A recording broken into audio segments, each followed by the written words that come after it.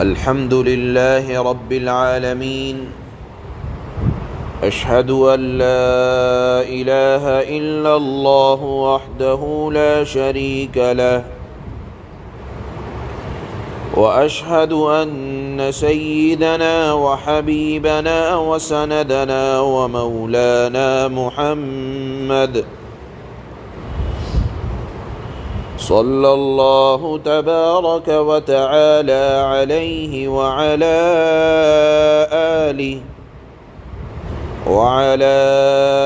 آله وأصحابه وبارك وسلم. أما بعد فأعوذ بالله من الشيطان الرجيم. بسم الله الرحمن الرحيم. فأتبعوهم مشرقين فلما تراءى الجمعان قال أصحاب موسى إنا لمدركون قال كلا إن معي ربي سيهدين فأوحينا إلى موسى أن اضرب بعصاك البحر فانفلق فكان كل فرق كالطود العظيم وأزلفنا ثم الآخرين وأنجينا موسى ومن معه أجمعين ثم أغرقنا الآخرين إن في ذلك لآية وما كان أكثرهم مؤمنين وإن ربك لهو العزيز الرحيم. گزشتہ آیات سے یہ سلسلہ چل رہا ہے کہ جب حضرت سیدنا موسیٰ علیہ السلام نے فرعون اور فرعون کی قوم کو سمجھانے کی کوشش مکمل کر لی اور فرعون کی طرف سے ایمان قبول کرنے والوں کے اوپر ظلم کی انتہا ہو گئی اور اس نے بات نہ مان کر دی، بات نہ مانی، بلکہ عذاب الہی کا مذاق بنا دیا، من چاہے معجزات مانگے، ایمان قبول نہ کیا. تو اللہ کا دستور یہ ہوتا ہے کہ جب ظلم انتہا کو پہنچتا ہے، نافرمانی سر چڑھ کر بولتی ہے، تو اللہ کی طرف سے عذاب آیا کرتا ہے. اور جب اللہ کی طرف سے عذاب آیا کرتا ہے تو اس وقت نہ مالداروں کا مال کام آتا ہے، نہ محلات عذاب الہی سے روک سکتے ہیں، نہ باغات چشمے انسانوں کی حفاظت کر سکتے ہیں. چنانچہ آپ نے کل کی آخر کی آیت میں سنا تھا کہ اللہ نے فرعون اور فرعون کے درباریوں کو کیسے ان کے محل سے نکالا اور نکالنے کے بعد ان کو ان کی ہلاکت کے قریب کر دیا. چنانچہ کل کی آیات میں آیا تھا کہ اللہ کے حکم سے حضرت موسیٰ علیہ السلام اپنی قوم کو لے کر مصر سے فلسطین اور شام کے علاقے کی طرف نکل گئے. مصر سے شام کا علاقہ اس کے دو راستے تھے، ایک راستہ تھا خشکی کا، زمین کا، اور ایک راستہ تھا پانی سے ہو کر وادی سینا اور وادی تی سے ہو کر جزیرہ نما سے ہو کر گزر کر شام کا علاقہ پہنچتا تھا۔ حضرت موسیٰ علیہ السلام نے وہ راستہ اختیار کیا شام کی طرف نکلنے کا جو پانی کا راستہ تھا۔ اگرچہ یہ راستہ لمبا تھا لیکن نبی کا کوئی کام رب کی مرضی کے بغیر نہیں ہوا کرتا۔ چنانچہ حضرت موسیٰ علیہ السلام اپنی قوم کو شام کے علاقے کی طرف نکلے مصر سے اور راستہ اختیار کیا پانی کا، بحر قلزم کا۔ جب یہ حضرات ایمان والوں کی جماعت بنی اسرائیل مصر سے نکل گئی اور فرعون کے درباریوں نے تلاش کیا کہ موسیٰ کہاں ہیں یا ان کی قوم بنی اسرائیل کہاں ہیں، تو معلوم یہ ہوا کہ وہ تو یہاں سے جا چکے ہیں۔ فرعون نے کہا میری مرضی کے بغیر کیسے چلے گئے؟ کہا پکڑو ان کا پیچھا کرو۔ اللہ نے اس طرح سے ان کو ان کے محلات سے نکالا، اور آج قرآن کریم کی آیتیں یہ بتاتی ہیں فَأَتْبَعُوهُمْ مُشْرِقِينَ، وہ پیچھا کرتے ہوئے نکلے اور سورج نکلنے کے وقت انہوں نے بنی اسرائیل کی اس مختصر سی جماعت کو جا پا لیا اور کہنے لگے یہ تو بہت تھوڑے سے لوگ ہیں، ہماری طاقت بہت زیادہ ہے، ہماری اجتماعیت بہت زیادہ ہے، ہمارا مقابلہ ایک چھوٹی سی جماعت سے ہے۔ یہ نہیں معلوم کہ اس چھوٹی سی جماعت کے ساتھ اللہ کی مدد ہے۔ اللہ کی مدد اگر چھوٹی سی جماعت کے ساتھ ہے تو ساری دنیا کی طاقتیں اس کے سامنے کوئی معنی نہیں رکھتی، لیکن چونکہ ایمان نہیں تھا، اپنی طاقت پر ناز تھا، کہنے لگا کہ ان کو پکڑ لو۔ اور جب یہ صورتحال بنی اسرائیلیوں نے دیکھی کہ سامنے پانی ہے اور پیچھے سے لشکر آ رہا ہے ٹڈیوں کی طرح، جماعت بہت زیادہ ہے، تو کہنے لگے قال اصحاب موسیٰ انا لمدرکون، بنی اسرائیل حضرت موسیٰ کی قوم نے کہا کہ موسیٰ سامنے پانی ہے، بحر قلزم ہے اور پیچھے فرعون کا ٹڈی دل لشکر ہے، انا لمدرکون، ہم تو پکڑے گئے۔ ظاہر سی بات ہے کہ وہ قوم ہے اور حضرت موسیٰ نبی ہیں، نبی اور قوم کا ایمان ایک سطح کا نہیں ہوا کرتا۔ حضرت موسیٰ کا ایمان اعلیٰ درجے کا تھا، انہوں نے دعا کی اللہ سے، اس کے بعد جواب دیا قال کلا ان معی ربی سیہدین، ہرگز نہیں، گھبراؤ نہیں، ان معی ربی سیہدین، بے شک میرا رب میرے ساتھ ہے، وہ مجھ کو راہ دکھلا رہا ہے۔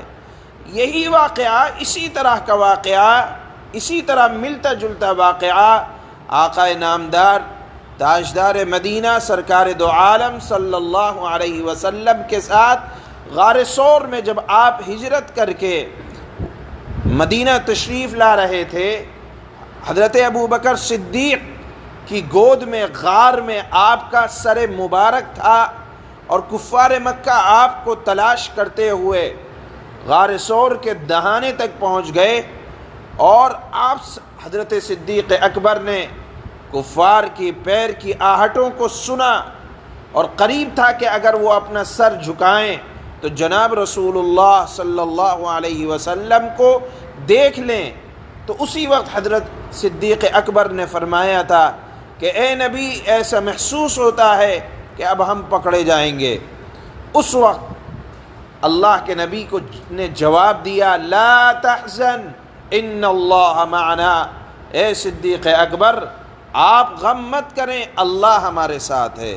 یہ ہوتا ہے ایمان کا اعلیٰ سطح جو حضرات انبیاء اکرام کو حاصل ہوتا ہے۔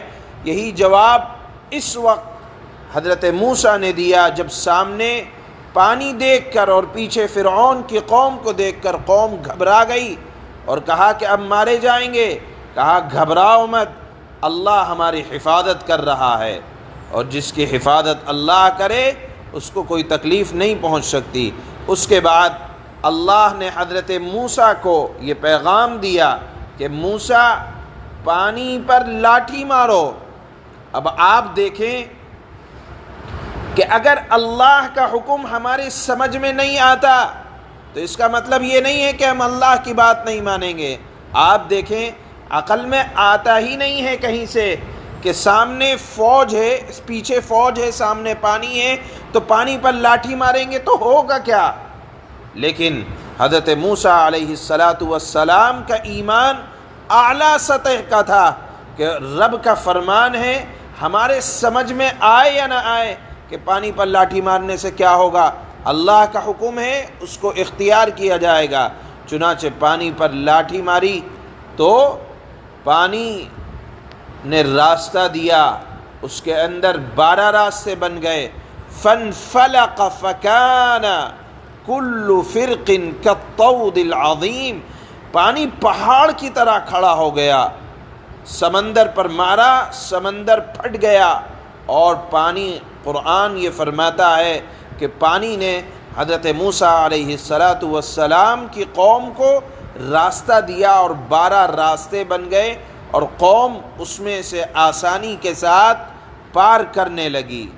پھر اس کے بعد جب قوم نے پار کر لیا، خشکی پر پیر رکھ دیا، ادھر سے اتنے میں فرعون اور فرعون کے درباری پانی کے پاس پہنچ گئے۔ فرعون نے مارے تکبر کے یہ جملہ کہا کہ اتر جاؤ میرے بنائے ہوئے راستے پر۔ اس کا یہی دعویٰ تھا تکبرانہ انداز میں کہ یہ راستہ بھی میں نے بنایا ہے، میرے حکم سے بنا ہے۔ یہ ہوتا ہے اللہ کی تدبیر۔ وَمَكَرُوا وَمَكَرَ اللَّهُ وَاللَّهُ خَيْرُ الْمَاكِرِينَ، کہ اگر اللہ تدبیر کرے اور ایک قوم یا انسان تدبیر کرے، ظاہر سی بات ہے اللہ کی تدبیر بہت بڑی ہوا کرتی ہے، اور قوم کی تدبیر اس کے سامنے کوئی حیثیت نہیں رکھتی۔ واللہ خیر الماکرین، اللہ بہترین تدبیر کرنے والے ہیں۔ حضرت موسیٰ کو بچایا، اور جب یہ فرعون اور فرعون کی قوم پانی کے درمیان میں پہنچے تو اللہ فرماتا ہے ثم اغرقنا الآخرین، دوسرے فریق کو بھی ہم اس جگہ کے نزدیک لے آئے، موسیٰ اور اس کے ساتھیوں کو بچا لیا، دوسروں کو غرق کر دیا، باغات سے نکالا۔ اب یہاں دیکھیں، نہ طاقت کام آئی، نہ اجتماعیت کام آئی، نہ ان کے باغات کام آئے، نہ محلات کام آئے۔ یہ واقعے کو بیان کرنے کے بعد اللہ فرماتے ہیں ان فی ذلک لآیہ، اس پورے واقعے کے اندر بہت بڑی نشانیاں ہیں، اور کس کے لیے؟ اہل ایمان کے لیے۔ کس طرح کہ یہ سورت کو میں نے آپ کو بتلایا تھا کہ ایسے وقت میں نازل ہو رہی ہے جب حضرات صحابہ اکرام کے اوپر مظالم کے پہاڑ توڑے جا رہے ہیں، اور بظاہر بچاؤ کی کوئی صورت نہیں ہے۔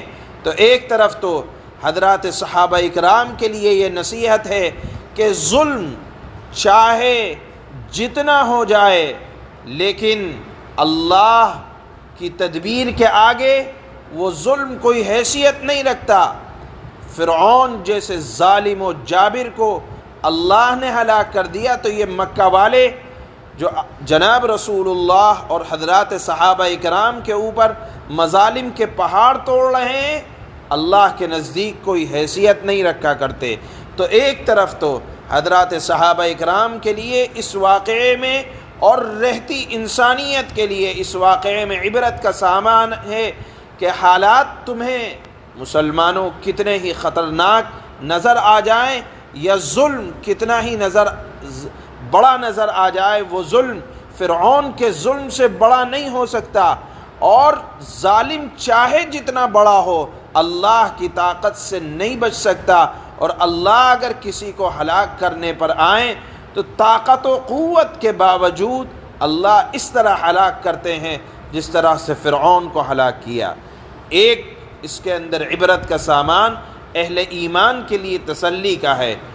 دوسرا عبرت کا سامان کفار کے لیے یہ ہے کہ جب من چاہے معجزات اور من چاہے الٹے سیدھے معجزات کا مطالبہ ہوتا ہے اور پھر قوم اس پر ایمان نہ لائے، تو دیکھو اللہ کیسے ظالموں کو اور کیسے نافرمانوں کو ہلاک کرتا ہے۔ فرعون کے واقعے میں اس بات کی عبرت ہے، اس کو اللہ نے آج کی تلاوت کی جانے والی اخیر کی آیتوں میں بیان فرمایا ہے۔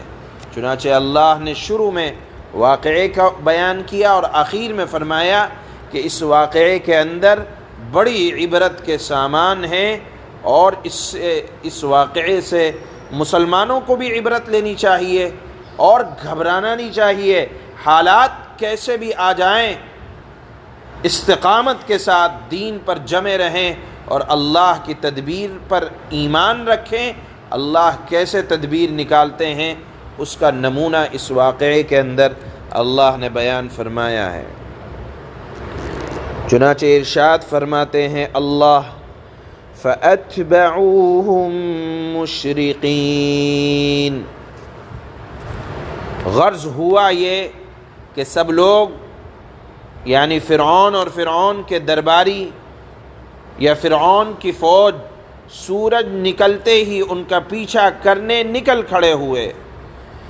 فَلَمَّا تَرَاءَى الْجَمْعَانِ قَالَ أَصْحَابُ مُوسَىٰ إِنَّا لَمُدْرَكُونَ، پھر جب دونوں جتھے یعنی فرعون کے لشکر اور حضرت موسیٰ بنی اسرائیل کا چھوٹی سی جماعت، جب دونوں جتھے ایک دوسرے کو نظر آنے لگے تو موسیٰ کے ساتھیوں نے کہا کہ اب تو پکی بات ہے کہ ہم پکڑ لیے جائیں گے۔ قال كلا إن معي ربي سيهدين، موسیٰ نے کہا ہرگز نہیں، میرے ساتھ یقینی طور سے میرا پروردگار ہے، وہ مجھے راستہ بتائے گا۔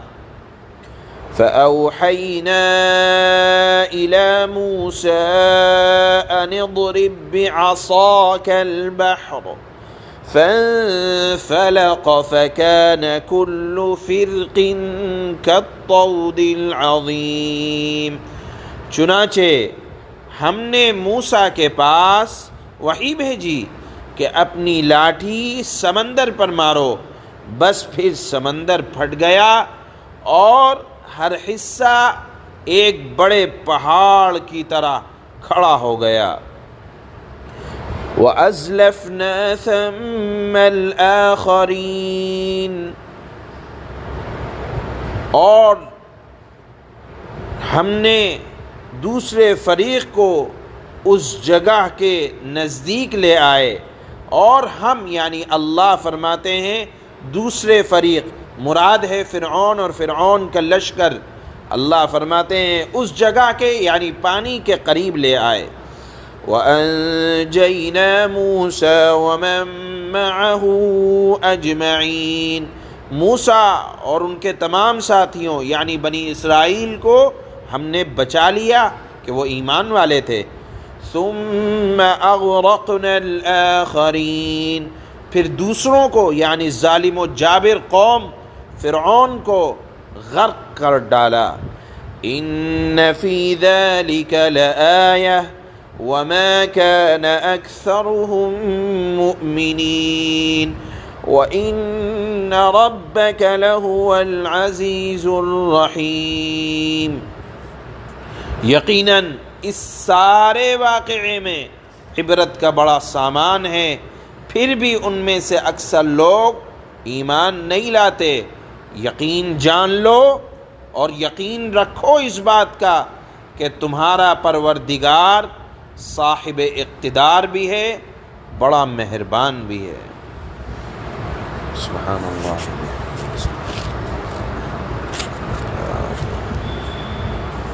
استغفر اللہ۔